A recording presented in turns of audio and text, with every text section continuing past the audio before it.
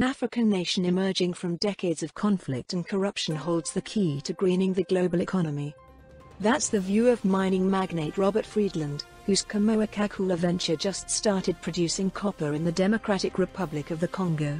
After scouring 59 countries over more than 3 decades, the Canadian billionaire says Congo has the world's best deposits of the metal used in everything from electric cars to solar panels and power grids. Governments and companies are embracing electrification to wean the world off fossil fuels, but shortages of metals loom as a major bottleneck unless miners can crank up output at an unprecedented rate. Congolese deposits are taking the spotlight as growth in top supplier Chile slows amid deteriorating ore quality and huge investment burdens. If we came from Mars and we were sent in our flying saucer to orbit the Earth to find copper, we would definitely go to Katanga in the southern part of the Democratic Republic of the Congo as the richest place on the planet for copper, Friedland said in an interview. While geologists have long known about Congo's potential, exploration and extraction have been hampered by political instability and a lack of transparency and infrastructure. Some deterrents linger.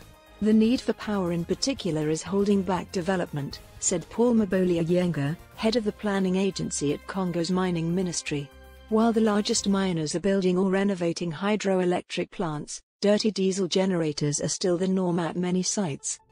Legal security is also still an issue in the Central African nation, with producers having to negotiate waivers on a ban on semi-processed copper exports.